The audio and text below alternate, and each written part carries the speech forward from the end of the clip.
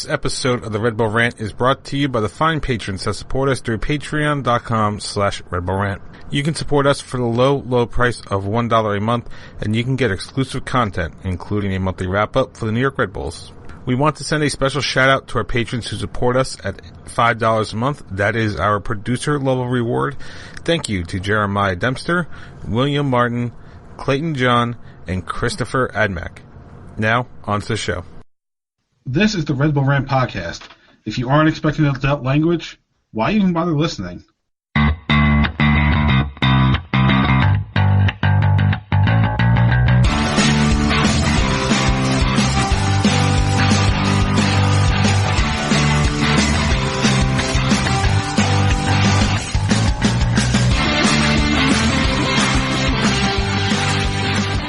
Welcome, my friends, to the show Never Ends. This is the Red Bull Rant podcast. I'm your host, Jason Iapicco.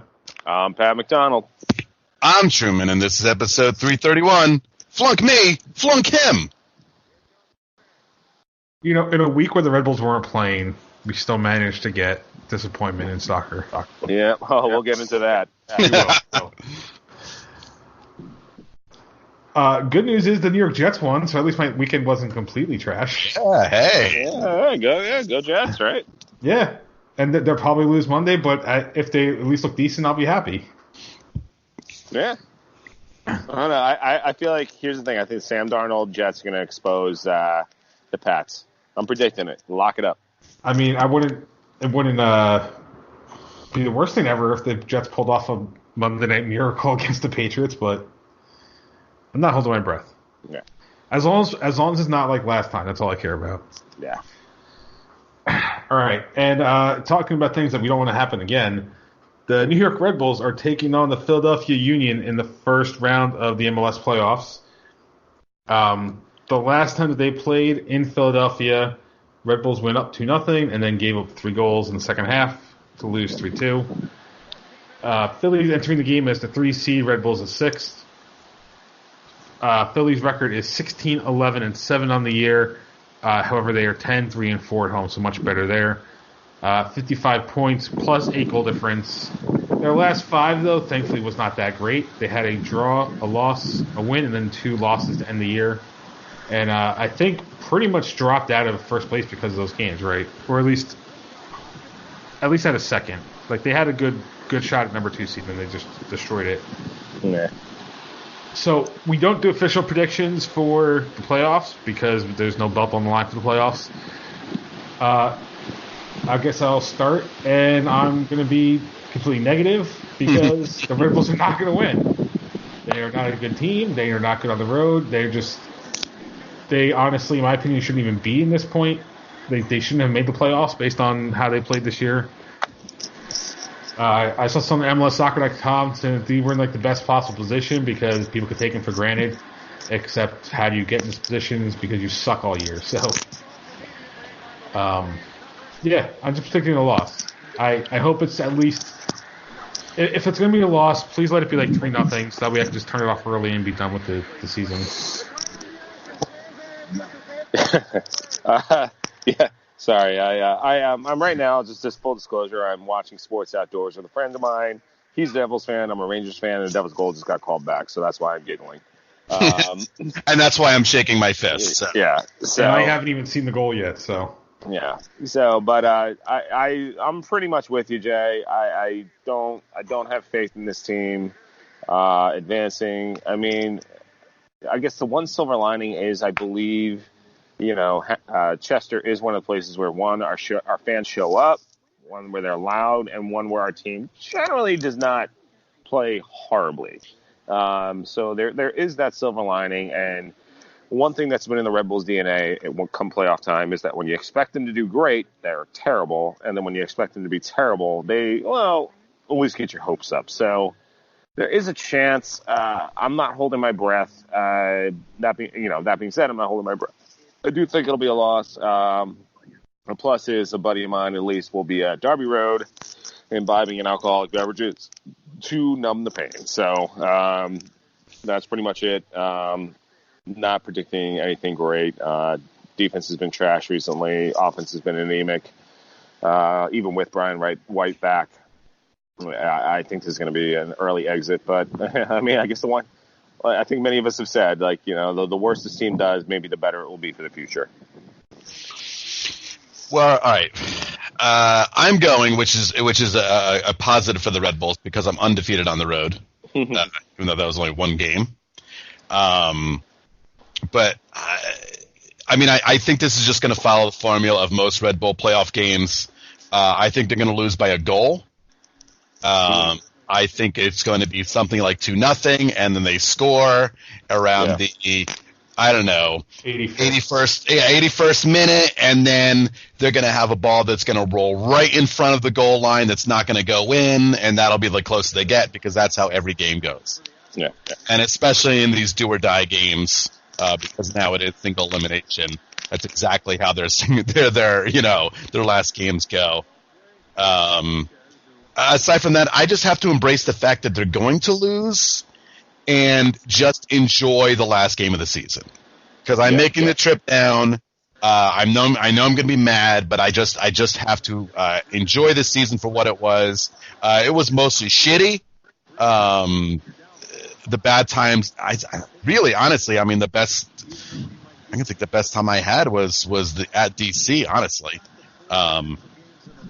But I don't know. I guess I'm gonna miss the MLS season because it is fun.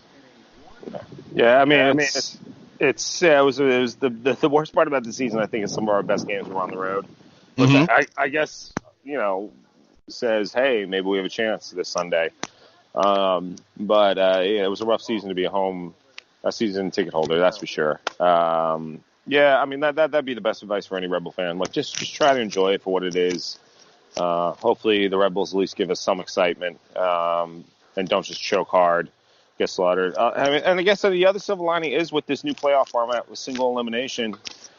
Yeah, you really never know. I mean, it might benefit teams like the Red Bulls who are, purely built from the youth system in the future. Well, we'll see. I mean, you can maybe sneak in one road win, but I mean, it's not going to be possible to get much further than that, honestly. And then especially when you will play, you advance. Let's just say for shits and giggles, Red Bulls advance, and then they're playing another road game midweek. Right. This is not going to. This is the MLS's way of giving the best home teams in league an easier trip to the finals, which is the way it should be. Honestly, right. Yeah. I would have if this was last year. I mean, this is they want the best teams in the finals, and this is going to be the way to do it. Yeah. And so the home teams are just going to have a massive advantage. Mm-hmm. I mean, I apparently there is a way for the Red Bulls to have a home game, and that's if New England beats Atlanta. That's not going to happen. Good luck with that. Yeah, but I mean, I'm glad this is a one and done because I'm just tired of this season now. Like, I'm a Jets fan. I'm used to disappointing seasons, but this feels like one of the worst seasons I've ever been a part of for any team ever. I mean, that's how bad the season's felt. 2009 was pretty fucking horrible. I was not really around for 2009. Yeah, we both came in after that. Pretty fucking horrible. Just think about this, guys. Either the worst season that you've dealt with as a Red Bulls fan is a playoff season. Still made the playoffs. That is true. That's true. That is true. Although it is harder to miss the playoffs than it is to make the playoffs in this league. So right. Yeah. No, but I mean, so for comparison, right? Like the Jets came into the season, new coach, whatever you thought of his crazy bug eyes, but they spent some money, right? They got Le'Veon Bell, they got C.J. Mosley, like Sam Darnold was coming off of an impressive end of the year. So signs are pointing positive, right? Like nobody thought they were going to be world beaters, but it looked like they were going to improve. And then Sam Darnold gets mono, C.J. Mosley goes down with an injury, and the Jets just suck it up for 3 straight games. Well, you forgot to add on that they lost, Quincy Enunwa went down in the first game. Their backup quarterback, his leg explodes in the second game. They're on the third-string quarterback. True. Yeah, they're on a guy who probably shouldn't be playing football. Like, all of this stuff happens within 5 weeks of the season starting. And this Red Bull season seems worse because we were coming off of a Porter Shield victory. We were one badly coached game away from MLS Cup. It's like, all right, if Armas gets his shit figured out on the coaching side, we'll be fine. But no, it doesn't happen. And it's just a massive waste of potential. And the Jets' potential was just to be better than they were. And that's still a possibility. The Red Bulls' potential was literally MLS Cup because of where they were last year. Yeah. And that's why it's just like such a disappointment. Yeah, you want to know it's, here's the thing. I mean, Armas, I'm not a fan of, but at the same time, when you're that close to Supporter Shield, and I'm a broken record saying it, you reload. You don't stand pat. You get the player that puts you over the edge, and the Red Bulls never did that. I mean, Josh Sims has been all right. He's been fine, but funny thing about that is the Athletic finally wrote an article about the Red Bulls, and it was about Josh Sims. And you know what it was about? It wasn't about really the Red Bulls. It was about what Josh Sims is going to gain in his future with Sunderland by playing for the Red Bulls. I mean, it's a disappointing thing to go through with this team for sure. Hold on. Let me ask you guys this about Chris Armas. What do you think it's going to take for him to keep his job going next year, or do you feel no matter what happens, he keeps the job? He made the playoffs. You think that was it? You think that's good enough? I think he'll be. I think he'll be back. But if you want a fun answer, he pulls off a mask and he turns out he's actually Jesse Marsh. And he's like, I was just pretending to be shitty. Now I'm a real coach. Realistically, he made the playoffs. They're not going to fire him. They're not going to. I don't think they're going to fire him. This is not Mike Pecky facing a new regime. This is. It's going to be the same boss. They're not going to get rid of him. Who knows? Maybe they do, but I don't have much faith that. I mean, in the early years of my fandom, I always thought it was silly where people were like, "Oh, the UFO sucks," because at that time they were signing big names, and yes, of course, some didn't work out, like Rafa Marquez being the key example. But is now it's just that they just seem to be completely interested in building an academy, which admittedly as a U.S. fan is great. Obviously you want to see more young Americans get time. But I mean, ultimately I think they've gone full, hey, this is a farm team. This is a farm team for Red Bull Leipzig. It is what it is. And as talked about multiple times, you can still be in that mentality and perform, but they're not doing it. Mm-hmm. But so actually, sorry, go ahead, Truman. No, I was going to add my own is that personally I feel that an embarrassing performance in this game gets him shit canned. Maybe. Because I feel it's very easy with this team to just change coaches again. He's had his year and a half. They can change him again, and they can win Supporter Shield next year, and then disappoint us 2 years in a row again. And then they can change manager again, just keep doing the cycle over and over again. I mean, I feel like the FO used to care a little bit before they owned Leipzig. Now they have a team in one of the top 4 leagues in the world. I don't know. I don't think they care that much anymore, and Armas can stay. I could be wrong. I mean, in many ways, if they do just get destroyed and they fire him, I'll be happy. But I'm not holding my breath. I think realistically, for him to get fired, assuming we lose, right? Because if he wins, they're not. Correct. They're not firing him, right? So realistically, the only way he gets fired off a loss is if it's like 4-0 or 5-1 or some ridiculous goal difference, which shouldn't happen.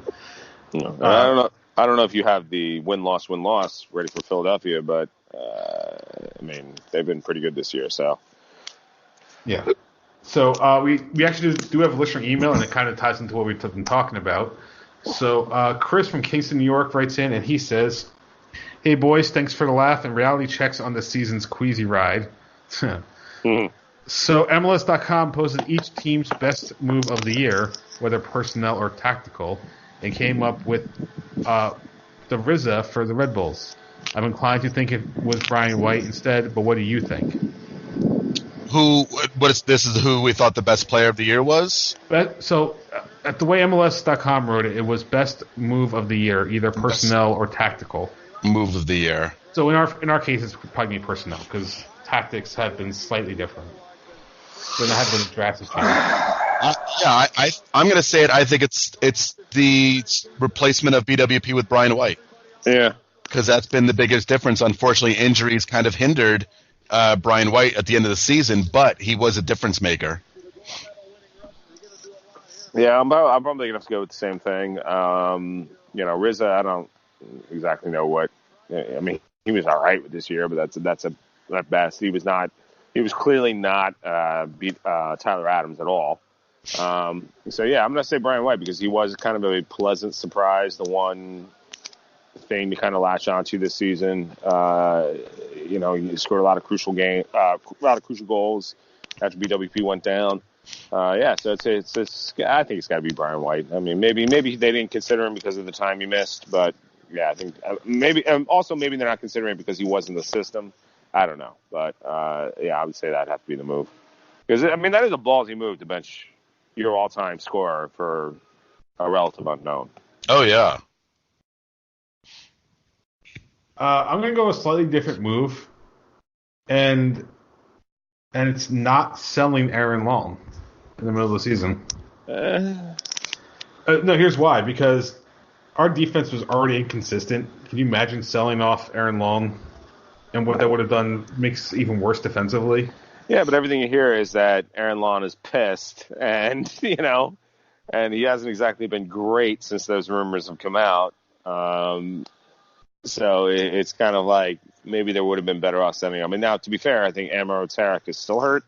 I don't think he's healthy. And that's the thing. Tarek hasn't really been in a position to – that's why I'm saying this is if Tarek is healthy full season, then, that's not the same. But yeah. But I don't think Sean Neal's I don't think he's ready.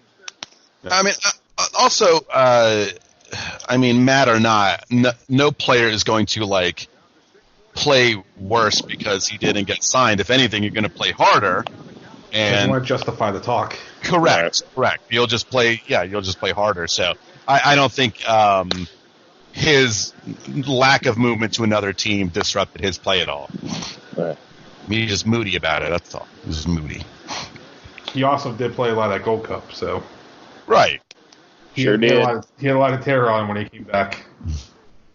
He's kind of one of the few decent things the other night, so very few. All right, so before we get to that, New York Red Bulls 2 lost their last match to Birmingham Legion 2-1. They are currently sitting at a record of 17, 6 and 10, 57 points plus 27 goal difference. They have dropped to 5th in the East with 1 game remaining. And looking at the current standings, they can finish no better than 4th, but no worse than 6th. So they are definitely in the playoffs. Just a matter of where they are. It almost seems like a random deja vu, considering that the Red Bull senior team was pretty much the same position heading into the last week of the season. Hopefully, the Red Bulls 2 is different and they actually win their game. Yeah, we'll see. Which will be on the road at Luton United. Saturday, October 19th at 10:30 p.m. Fun. Sky Blue FC unfortunately lost their last regular season match 3-2 at North Carolina Courage.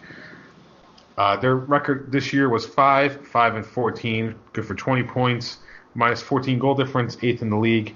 But they did improve because last year they had 1 win. Right? It was 1 win at the very end of the year. Yep, last game of the year was their last, 1 win. And I think a very more important measure is after the World Cup, they had not 1 but 2 games at Red Bull Arena with crowds of at least, I think it was 8,000 per game. So as much as it wasn't consistent, at least it's a sign that there is a fan base that could possibly grow as long as the team can capitalize on it. Yeah, they definitely show that you give the team a proper place to play, people come out. All right, so with that, it is time for the dumping ground. I'm the trash man. So the big news, of course, is the U.S. men's national team. So I know. I did not watch the games. I have forgotten here to the Nations League. So Pat, because I think you're the one that actually sat and suffered through all this. Why don't you tell us what happened? Yeah, the U.S. national team is trash. They're fucking trash. This game up in Toronto reminded, I'm not the only person who said it, multiple people said online, reminded us of the same thing that happened in Cuba nearly 2 years earlier. It's just a team that looked dispirited, looked disinterested, and we're kind of like, what the fuck? I mean, how are we still here? How have we not found the guys who, when they wear the crest, are playing with their hearts out? Now, to be fair, apparently he had flu-like symptoms. Christian Pulisic looked like crap, and he obviously looked broken up about it too when he got subbed out. But, there's other things. Player selection is mind-boggling. Why is Daniel Lovitz on this team? Why is Christian Roldan on this team? I think we got to get out of this mentality that somehow 2 years ago was an aberration, and that now we're somehow supposed to, by manifest destiny, get into the next World Cup. No, it's bullshit. It's we got to put the best team on, and Berhalter seems to be very poor at identifying who his best players are. He rode Will Trapp for a long time, and he was nothing. And to be fair, yes, there are guys who are hurt. Tyler Adams would be a big difference maker, in my opinion. Tim Weah would be another one. John Brooks also would be another difference maker. But this is just simply not acceptable, because at the same time, there's this marriage, this system, which they're clearly not comfortable in yet. And, I don't know how many times I've watched this team in the games where they look particularly bad, where there's just passing back and forth between center backs while they're being pressed by the opposing team. Well, it's like, just kick the ball down the fucking field. Live to fight another day. It's like it's as if in football, if someone had 4th and 2 on their own 6-yard line and they didn't punt. It's bullshit. It's absolutely bullshit. Sometimes you boot it to live another day, and then there's just passiveness in pressing in the midfield, pressing in the offensive zone. I don't know what the hell is going on with this team right now. Maybe Berhalter's in over his head. Maybe he was the wrong hire. I don't know. But at the same time, I do put a lot of this on U.S. Soccer. They should have. We all knew when Bruce Arena resigned that Greg Berhalter was going to be the next coach, and yet they waited a full fucking year, to hire Greg Berhalter. Yeah. If he had all that time with those young kids, he could have been implementing a system in all those games that were utterly meaningless, and could have been building something. Does that mean the play would be better right now? Maybe not, because he is trying to play a complicated system that is difficult for a national team which spends, 60 days max a year together. It's tough to implement. Honestly, less than that. Yeah, I saw a number the other day. I forget exactly what it was. And so it's just, if he had that year to figure this out, who cares if they lose those friendlies? Who cares? But now the Nations League, here's the thing. You just lost to Canada. The top 6 teams in CONCACAF make the Hex, rankings-wise, I believe is what the current reasoning is. That's bullshit. I don't like it. And they're in trouble. Let's face it, they're in trouble. When you lose to a team like Canada, you're in fucking trouble. So, I don't know. Something's got to change. Berhalter has got to get a heavy dose of reality. Because the team, one of the descriptions I believe is Sam Sesco on Athletic, trying to fit a lot of square pegs and round holes. Just own up with what you have and play what benefits, what those players can play. And at the same time, the players, come on, man, you're representing the country. Get in the fucking game. I'm sick of this, seeing guys just playing lackadaisically for the U.S. It's ridiculous. It's come on. If you can't do that for the country, then get the hell off the team.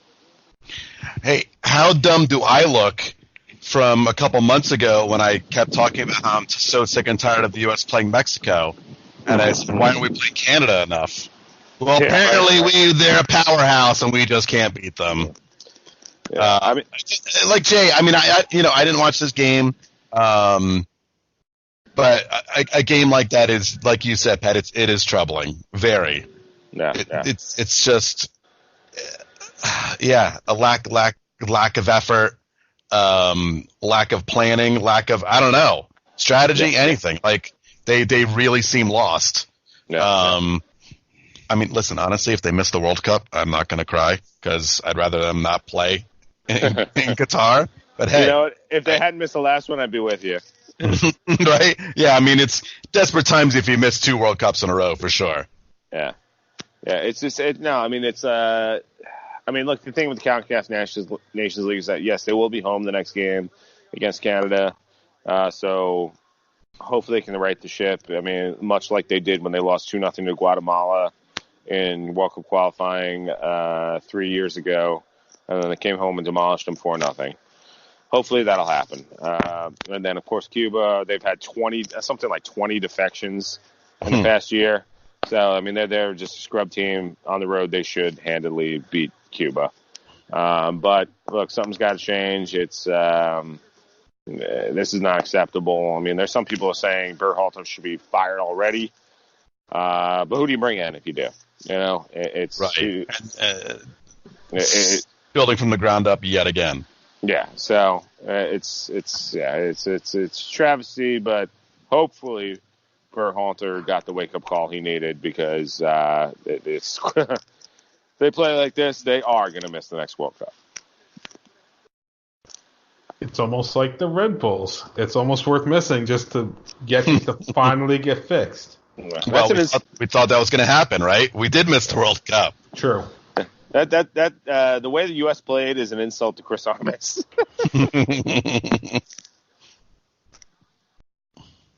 All right. Anything else for Dumping Ground? Sure. I got a couple things. I don't remember what page it was on Facebook. It might have been the MLS memes account. But I thought it was funny that they pointed out that all of Orlando City's teams suck this year. They finished second to last in the Eastern Conference. The women's team finished dead last in NWSL, and then their U23s finished dead last in, I think it's USL League One. It's not even like the championship one. Yeah, I think they're in League One. It's their U23 team. So I don't know. I thought that was funny. And then I think to top off a good comedic night, NYCFC is playing at Citi Field. Oh, boy. They're not even playing their playoff game at Yankee Stadium because of this Yankees game getting pushed back. That's funny. Yep. Well, they say they need 48 hours to turn the field over, right? So that you push the Yankees back, it's going to happen. It's just it's an untenable situation, but what are you going to do? And what's more comical, and I'm going to add on to this because I don't know if you guys saw, but there's apparently going to be an announcement on Monday announcing Sacramento will be getting an MLS team for, I think it might be 2022. I think that's the plan. That'd be cool. And guess what they have plans in place to do? Take a crazy guess. Play in San Francisco? Yeah. They're going to play at Levi. They're going to play at Levi Stadium. They have a stadium plan in place, and they have an area to build a stadium. Yeah. I mean, they have been around for a few years, so it makes sense. If I recall, I believe they have a stadium in place that they can expand. I vaguely remember reading that. Yeah, the article I read yesterday was they will build a new stadium. There's an area spotted out that they will completely build a stadium, build new roads, build shops, blah, blah, blah, blah, blah. Whether all that happens, we don't know because promises made. But apparently the story is that they would build a new stadium. And they'll just become Republic FC, which I think is the team's current name. Yeah, there you go. Perfect. They're Sacramento Republic, so at least it's not too far off. Okay, so there you go. There's another team that will come to the league, build a stadium, and have a stadium before NYCFC ever does. And possibly Miami. Yep. Yeah. I feel like NYCFC to build a stadium needs New York City to just collapse economically. And they'd be like, build anything. We don't care. Sorry, NYCFC fans. I do not see you getting a stadium in the 5 boroughs. Your best bet is Queens, and the Mets are never going to let that happen. Right? Yep, unless you sell the team to the Mets. Yeah. And then God help you. Then the Wilpons own you, and trust me, you don't want that. See, now, if it wasn't for the fact that the Yankees had some sort of stake in them, I would say team up with James Dolan, you finally actually used the West rail yard that the Jets were blacked out of because of Dolan. I think they've already built on that. Did they really? Okay, there's no room in Manhattan. There's no fucking way that team gets put in Manhattan. No. Floating barge.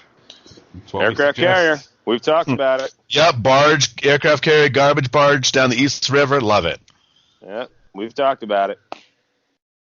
And then if you get a functional one, you know what you do when you need to play DC. You roll that ship into the DC harbor. Yep, right on down. You literally just invade DC. The traveling stadium. I love it. They take the Panama Canal around if they play on the West Coast. So the West Coast trips is like 3 weeks long to make up for it. Perfect. Come on, we can do this. And then, hey, no charter flights. You don't have to worry about that. Nope, they're already on the barge. As long as you can deal with hurricane season, you're good. NYCFC, you build the barge stadium, I will go to every fucking away game. I really will. Right? Every fucking Red Bull away game. I'll be like, dude, this stadium's on a barge. This is so cool. and then if they're really smart, they build, basically make it like a cruise ship. Every away game becomes a charter cruise. I think this is brilliant. NYCFC, give us money. We'll build your stadium. With private practices, player meet and greets. Look at this. Oh, my God. NYCFC will build your stadium. Could you imagine you're like in DC or whatever town and you just hear this like barge coming? It's the big light blue barge. And then the Germans torpedo it. There's some U-boat out there that sees it. Jawohl. And then the Great Soccer War of 2030 starts. All right. So is that it for Dummy Ground? I think that is all I have. Yep. All right. So actually, real quick, because I put this game on. So actually, no, never mind. I just let Matt Miazga go down with an injury in a game. I thought he was seriously hurt, but never mind. All right. Because I put on Reading? Yeah, I put on the Reading game because it's on ESPN Plus. I saw him go down with an injury. Okay. Anyway, so time for I don't know how much you're ready for this, Pat, but it's time for Pat's betting corner. Oh shit. I'm on my phone, so I can't really look up anything really quick. I can look up games for you. You want me to look up some games for you? Yeah. List me off the games. All right, here we go. I'm going to bring them up right now. You got Atlanta against New England. You got this Saturday's games. Atlanta against New England. Seattle hosts Dallas. Uh-huh. Toronto hosts DC. RSL hosts Portland. Okay. And then on Sunday you got our game, and you have Minnesota hosting Los Angeles. Atlanta, Seattle, Philly. All right. So I'm going to throw this in there since for some reason we keep getting betting odds sent to our email account. Never really asked for this, but so LAFC is the favorite to win MLS Cup. Odds are 3-2. New York City FC is second, 4-1. Do you guys want to guess what the Red Bulls are at? 20-1. Dead on, actually. Wow. Beautiful. Well, I might as well put $1 on that. Do you want to take a guess in what number they are in like terms of odds? How many teams are it? 14? Yes. 11th. 13. They were tied for 7th with the LA Galaxy. What? So above them are LAFC, New York City FC, Atlanta, Philadelphia, Seattle, and Minnesota. Then the Galaxy and the Red Bulls are 20-1. Then below that we have Toronto, DC, New England, RSL, Portland, and FC Dallas. Huh. FC Dallas being the longest shot at 40-1. I guess maybe those Western Conference teams just dip low because they have to play LAFC at some point. Yeah. Yeah. I will say this. Let me see. This Sunday, I'm hoping to get home in time. Well, it should be. I figure the Red Bulls game will be done by 5:30. I definitely want to be home in time for Minnesota hosting their first ever playoff game against LA. That is going to be, I think, a really, really enjoyable watch. Mm. That would be cool. All right. So with that, actually, can we even do this since we didn't play last week? Truman's Terrible Team of the Week is. Can we do this right now? Or? Yeah. You watched United. You didn't watch it. You saw U.S. played Canada, right? True. All right. I gotta play the sound effect anyway. That's terrible. Yeah, there you go. That is terrible. They were terrible. Very terrible. Also, you know what's terrible? Since we didn't do a sports rant, but I'm going to do the sports rant now. I fucking hate Marlins, man. I hate that guy. I hate him with a passion. If you don't know what he is, he goes to every freaking baseball game with his stupid Marlins hoodie and his stupid Marlins visor, and he sits behind home plate, and I hate him. I hate him so much. Who do you hate? I was going to say, who do you hate more? Marlin Man or, I don't know his name, but the guy with the Mets jersey at WWE events? Fucking Marlins Man.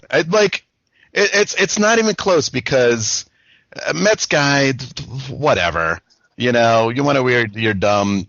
I think he was wearing a Matt Harvey jersey for a while too, so he's not a good Mets fan. But this fucking Marlins man, I can't stand him. He clearly wants to get attention because he's wearing his bright orange Marlins jersey at every game he goes to. Is it the asshole I see behind home plate right now? Yes, that's him. Ah. He's everywhere. I hate him. What are we calling this segment where we just banter about shit?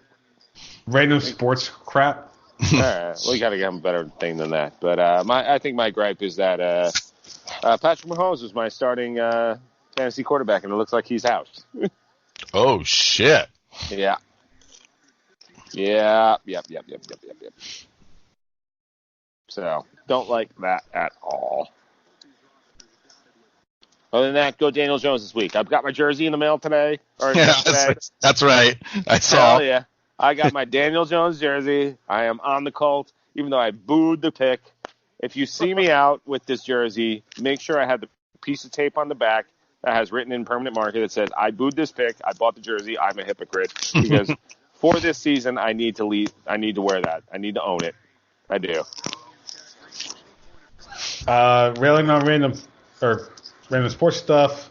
As much as I was happy the Jets won, that last drive gave me a heart attack because NFL referees don't know how to call fucking pass interference anymore. They are horrible.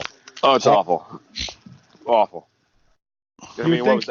You'd think having the replays would make things better, but no, it doesn't. It made it worse. I mean, think back to that Thursday night game against the Patriots, the Giants, and that last drive that just to get points, and there was 2 pass interference plays on that play that were not called, and they reviewed it and they still didn't call them. I think it might have been the Michael Kay show I was listening to.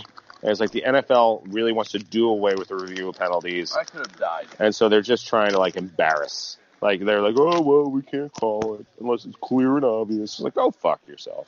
Well, how about in the Jets game, too, where there were 2 pass interferences called, I think one on each, there were bullshit calls.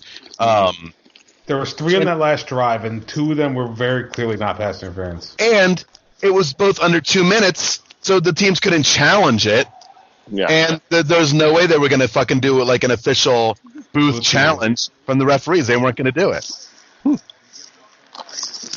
Yeah, that's horrible.